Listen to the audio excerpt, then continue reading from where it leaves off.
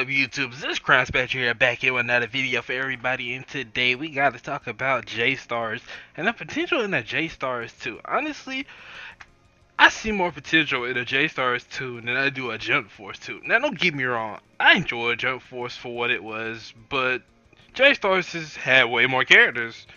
Now, don't get me wrong, J-Star's combat system was needed much improvement. Like, a lot of improvement. It wasn't the worst thing in the world, but it wasn't the greatest either. The whole open arena, being able to run around, just activating your moves. But the problem with that was locking onto your opponent just became extremely annoying and difficult at times. And like, this is coming from a guy who enjoyed Final Fantasy Dissidia. And I don't mean like the good Final Fantasy Dissidia, like 012. Those were great games. I love those on the PSP. But I'm talking about the one on PS4. You guys know what city I'm talking about. But that lock-on system was it's the same. It's terrible. Like, it's hard to keep track of your opponent because you can go wherever you want to go in the air. You can go whatever. Like, your camera, you have to turn your camera sometimes. Like, just you turning your camera, it doesn't just auto focus or auto follow your opponents once you lock onto it. It became a hassle and it became annoying at times. But that's not to say what Jump Force was like the story mode. I mean, I don't even know if you could really call that a story mode. I mean, it was a story mode, but what did you really gain from playing the story mode? I didn't really see the purpose in it, honestly. It was a really cool idea to basically do the whole create a character thing. I did love that part about Jump Force. You create your own character using all the different abilities, but it still didn't change the fact that Jump Force lacked in a lot of characters that J Stars had. The Gray Man, Medika's box. I don't know if it's Madoka or Medika. Either way, you guys know what I'm talking about. It's basically the animes are endless that it lacked in like there's a lot. I think Todoroki was another anime or Toroki. I can't remember how you pronounce that. Sorry if I butchered that. But anyways, it's so many anime that lacked in. Like, what's the deal? Jump Force had potential to be greater than J Stars, but honestly, I feel like that game definitely just got overhyped. And I admit, I was hyped for the game too. And I think we put far too much hype on that game. And because of that, they kind of felt like they didn't need to do as much for that game as they should have been doing for that game.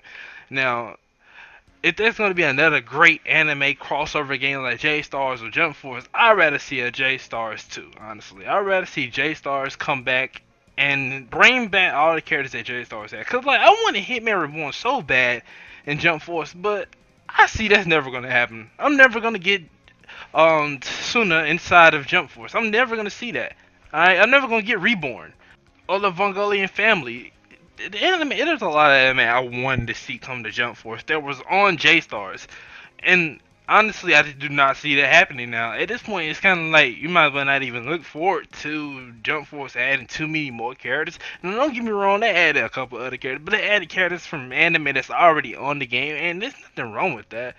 But can we get someone that's new, like from a whole different anime? And I'm pretty sure that really just starts to come down to a rights, rights thing with Shonen Jump and the animes they have rights to and license to. And but seriously though, J Stars, it had them all. J Stars had a lot of anime, and most of all, it had one of my favorite anime, The Gray Man, with my boy Alan Walker. J Stars 2, I want to see it. Alright, I want to see it happen. I think I should throw some pointers out for what can definitely improve in this game. The combat system needs major improvement.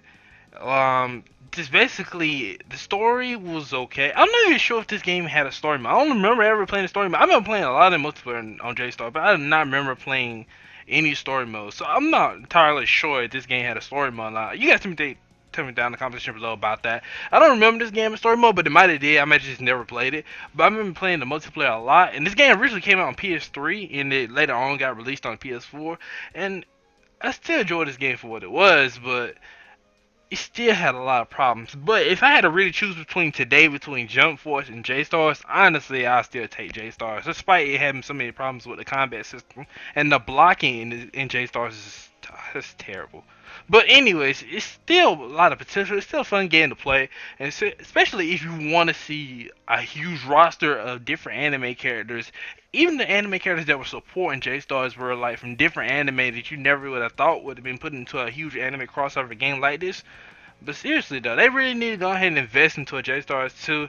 I'm sorry, Jump Force. I really want to believe, and I'm not against them making another Jump Force 2 or anything like that. But honestly, personally, in my opinion, I prefer to see a J Stars 2 more than I would a Jump Force. You guys tell me what you think in the comments below. Do you see more potential in a Jump Force 2 or a J Stars 2? Tell me what you think. I'm CrownSpectro, and I'll see you guys in the next video. See ya.